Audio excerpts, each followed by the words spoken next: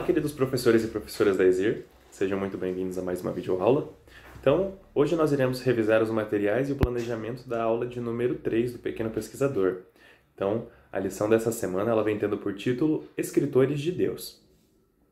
A senha ou verso para memorizar vem se encontrando em 2 Pedro, capítulo 1, verso 21, que diz o seguinte: Pois jamais a profecia teve origem na vontade humana, mas homens falaram da parte de Deus, impelidos pelo Espírito Santo.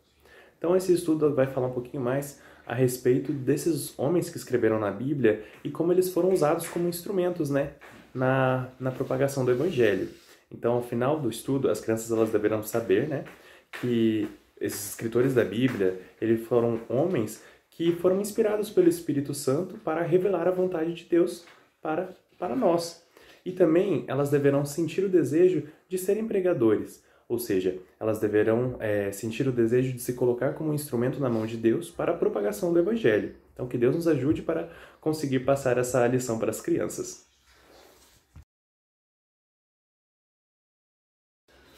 Conquistando a atenção. Então, antes de iniciar essa parte, vou falar dos recursos necessários para a gente poder estar fazendo as dinâmicas com as crianças. Então, vai ser necessário que a gente imprima as plaquinhas que tem no manual do professor. Na folha 21 do arquivo, vem tendo essas 5 plaquinhas. Vem tendo em hebraico, grego, latim, inglês e também no português, que essas folhinhas a gente vai utilizar para poder fazer a dinâmica com as crianças, falando a respeito das traduções que foram feitas da Bíblia e das inscrições originais dela. Então, vem pedindo também para a gente levar as fotos das demais páginas, que tem a seguinte, que é dos reformadores, essas daqui, para a gente levar também. Bíblias, caneta, apoio para escrever, lousa, cartolina, giz ou caneta própria, caso a gente leve o quadro branco para as crianças escreverem. Então, inicialmente a gente vai mostrar para as crianças a plaquinha que está escrita em hebraico. Essa daqui. Então a gente vai perguntar para elas se elas conseguem ler e entender o que está escrito aqui. Muito provavelmente, elas não vão conseguir entender porque a nossa língua portuguesa é bem diferente da língua ao qual foi escrita originalmente a Bíblia, mais especificamente o Antigo Testamento. Então, essas palavras elas estão escritas com símbolos hebraicos. E esse era o idioma que foi escrito o Antigo Testamento, como eu falei. Então, na lição, a gente vai investigar um pouquinho mais a respeito de como a Bíblia foi traduzida. Então, já vai servir para as crianças entenderem um pouquinho de como funcionou esse processo de tradução de uma língua tão diferente da nossa para a atual que nós temos hoje. Tudo passou por um processo, mas então a gente vai ver um pouquinho mais a respeito desse processo. Agora, apresentando a lição. Então, durante a apresentação da lição, a gente pode ir também resolvendo as lições da lição que eles levam para casa. Que as perguntas elas vão ajudar também muito na hora de entender mais a história e a eles darem a opinião deles a respeito do que eles entenderam. Então, caso a gente ache que ficou alguma dúvida, a gente pode estar auxiliando eles. Então, a gente vai iniciar o estudo também com algumas perguntas para eles, a respeito de quantas Bíblias eles têm em casa e em qual idioma está escrito. Muito provavelmente vai ser o português.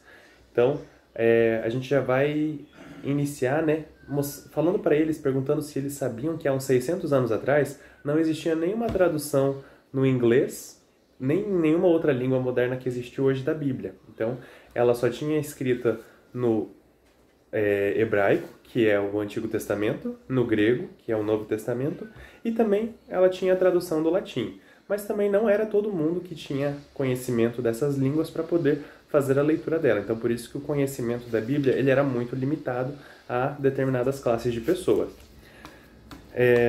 Então, conforme a gente for falando dessas línguas que tinham as traduções da Bíblia, a gente vai mostrando nas plaquinhas, como, por exemplo, a do grego, do latim, do hebraico e as demais que forem aparecendo sucessivamente. Então, também quando a gente for falar de algum reformador que auxiliou nesse processo de tradução da Bíblia, a gente vai mostrar a foto deles para que as crianças conheçam quem foi eles.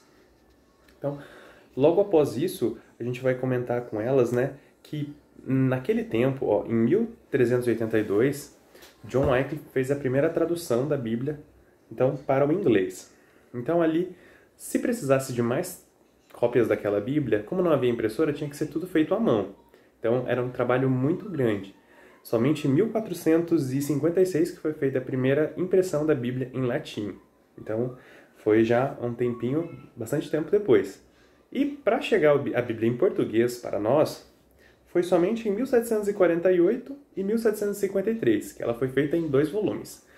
Então, o processo de tradução da Bíblia ali demorou um certo tempo, especialmente porque ali não era todo mundo que tinha acesso à palavra de Deus, e também era um trabalho muito difícil e muito caro. Então, por isso que acabou demorando um pouquinho. Mas, nesse processo, Deus usou pessoas, fervorosas para que pudesse levar essa mensagem até outras pessoas que não tinham acesso. Então, a gente vai também falar um pouquinho a respeito da história de Martinho Lutero. Então, Martinho Lutero ele era um monge que certo dia ele foi à universidade para ler alguns livros e no meio desses livros ele achou uma Bíblia. Então, quando ele achou a Bíblia, ele ficou muito feliz. Conforme ele ia lendo, o coração dele batia cada vez mais forte, porque ele nunca tinha tido acesso a esse livro, na sua totalidade. Então, e vamos perguntar também para as crianças, será que elas ficam felizes quando elas leem a Bíblia? Será que elas vão ler a Bíblia com reverência, orando a Deus em pensamento para que Ele dê sabedoria a elas? E também agradecendo pela oportunidade de ter acesso a esse livro, de ter a liberdade religiosa para poder ver e pesquisar o momento que quiser. Então, é muito importante que a gente tenha esse desejo, tenha essa humildade para poder ler a Bíblia. Então, após isso, a gente vai terminar de contar a história do Martinho Lutero, de todo o trabalho que ele fez. Então, Deus capacitou ele para que ele pudesse também fazer uma das traduções da Bíblia. Então, na época dele, ali já havia as impressões. Então, conforme ele ia traduzindo, ele já ia repassando para as demais pessoas. Então, como o povo estava muito ansioso, porque eles não tinham acesso à verdade, eles ficavam muito felizes, eles queriam muito a palavra de Deus. E como ele viu que a aceitação tinha sido muito boa, primeiro ele traduziu o Novo Testamento e depois ele traduziu o Velho Testamento para fazer a distribuição para as pessoas. Então, imagina isso, Logo após, o povo ficou conhecendo muito mais a respeito da Bíblia do que os sacerdotes e pregadores que eram permitidos para poder falar da Bíblia. Então, será que hoje nós conhecemos muito bem a respeito da nossa crença? Será que nós sabemos defender o porquê que nós guardamos o sábado, porquê que nós somos vegetarianos e o porquê que nós obedecemos os 10 mandamentos? Então, isso é que a gente vai passar para as crianças, para que elas entendam os motivos da nossa fé. Então, a gente obedece a Deus porque a gente estuda a sua palavra. Então, por isso que a gente tem que estar sempre buscando mais e mais entender as verdades que estão ali escritas. Então, por que será que Deus pediu para seres humanos escreverem esse livro tão importante? Será que ele mesmo não podia ter escrito? Será que os anjos não podiam ter escrito? Com certeza, mas ele queria que pessoas que passaram pelas mesmas dificuldades que nós passamos escrevessem para que nós dessemos mais crédito. Então, a fim de nos alcançar no nosso nível, Deus permitiu que pessoas que estão no mesmo nível que nós, de seres humanos pecadores, escrevessem. Então, pessoas que têm problemas como nós, então nós vamos ler e vamos entender aquilo, vai ser uma linguagem muito mais compreensível a nós, porque foram pessoas que passaram pelas mesmas coisas que nós passamos. Então, a Bíblia, como nós já vimos no passado, teve diversos escritores, Então, dentre eles, aqui vem mencionando Jeremias, que foi um jovem, o qual Deus chamou para que ele participasse desse projeto de levar a verdade. Então, ali a gente vai contar um pouquinho mais da história de Jeremias para as crianças, A forma que Deus capacitou ele, porque Jeremias ele se achava muito incapaz, justamente pela idade dele. Mas Deus que dá força para a gente para poder levar essa mensagem. Então, a gente tem que ter fé em Deus de que Ele vai nos ajudar e nos auxiliar. Então, a gente pode ter esse medo, essa timidez, essa fraqueza de achar que a gente não vai conseguir. Mas se Deus nos deu essa tarefa, a gente tem que confiar nele, que ele vai nos dar a força necessária para poder atingir esse objetivo. Então, ali vem mencionando também uma analogia a respeito de uma roupa que está sendo costurada, né? Então, para costurar uma roupa precisa de diversos pedaços, e o que une é a linha. Esses pedaços daí formam uma peça de roupa completa. Então, da mesma forma é a Bíblia. Então, todos os livros, eles são como pedaços, né? Cada um escrito por um autor diferente, mas a linha de ouro que une todos esses escritos, né, é Cristo, né? Foi o Espírito Santo que inspirou esses homens para que todos eles pudessem falar da mesma coisa, né? De uma forma unida. Então, todos eles foram diferentes, cada um viveu numa época diferente, mas todos eles falavam sobre o mesmo tema, né? Com o mesmo propósito. Então, essa é a unidade que tem desde Gênesis até o Apocalipse. Então, por isso que a Bíblia em si, ela nunca vai se contradizer, porque foi o próprio Espírito de Deus que inspirou esses homens a escrever ela. Então, ela é um instrumento totalmente 100% seguro para nos guiar até o céu. Então, da mesma forma que um marinheiro utiliza um mapa e uma bússola para se orientar enquanto ele está numa viagem marítima, da mesma forma nós, na nossa caminhada até o céu, a gente tem que utilizar a Bíblia para nos guiar até Cristo. E a gente tem que estar sempre buscando, né? Se o marinheiro ele deixa de olhar o mapa, deixa de usar a bússola, ele não vai chegar no lugar que ele quer. Da mesma forma nós. Se a gente ignorar os conselhos da Bíblia, se a gente negligenciar a oração, a gente também não vai chegar até o céu. Então a gente tem que tomar muito cuidado.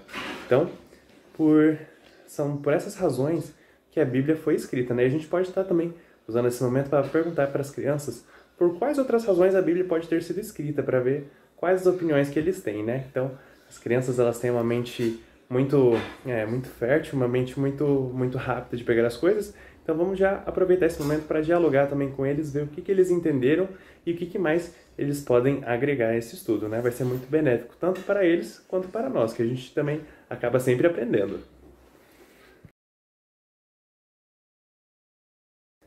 Aplicando. Então, agora nesse momento, a gente para finalizar o estudo com as crianças, a gente vai comentar de novo com elas que Deus, ao longo dos séculos, ele sempre usou pessoas sinceras para fazer o seu trabalho aqui nessa terra, que era o trabalho de levar a mensagem. Mas o que essas pessoas elas tinham em comum? Elas tinham em comum que elas amavam e obedeciam a Jesus. Então Deus hoje, ele quer nos utilizar também para levar a mensagem avante às outras pessoas que não conhecem. Ele quer que nós entreguemos a nossa vida a Ele, entreguemos as nossas habilidades para que Ele possa fazer esse trabalho de levar essa mensagem às outras pessoas. Então, essas pessoas que foram citadas no passado eram pessoas como nós, que tinham dificuldades, elas tinham limitações. Então,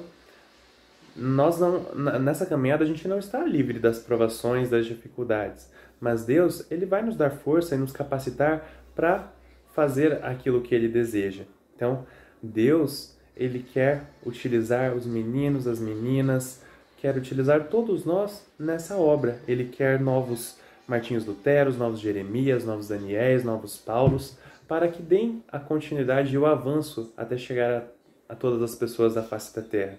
Então, no futuro, ele vai utilizar as crianças para poder fazer a pregação. Então, os adultos não vão poder fazer essa parte. Então, as crianças vão ser inspiradas por Deus para pregar. Mas, para isso, para que elas possam pregar no futuro, elas têm que aceitar a Cristo agora. Então, elas devem fazer a sua parte estudando, lendo, orando a Deus, para que no tempo necessário, no tempo certo, Deus venha utilizar elas para que elas venham ser uma luz brilhando em meio à escuridão e que elas possam levar essa luz até outras pessoas que estão vivendo nas trevas. Então, se hoje nós formos fiéis, especialmente as crianças, se elas forem fiéis, no futuro, Deus vai capacitar elas, Deus vai usar elas para esse grande propósito. Então, elas que nessa semana, após o estudo, eles venham estar conversando com os pais a respeito desses temas importantes. Aqui no manual vem mencionando a respeito da preparação que devemos fazer para a chuva serôdia, para que elas venham compreender também a importância do papel que elas vão executar nessa obra final de levar a mensagem às demais pessoas. Então, Antes de finalizar, a gente também vai fazer uma oração com as crianças para que Deus possa utilizar elas e que elas venham ter sinceridade e entregar o coração a Ele. Então, todos nós precisamos ter humildade e compreensão para que nós possamos executar essa obra que Jesus quer de nós.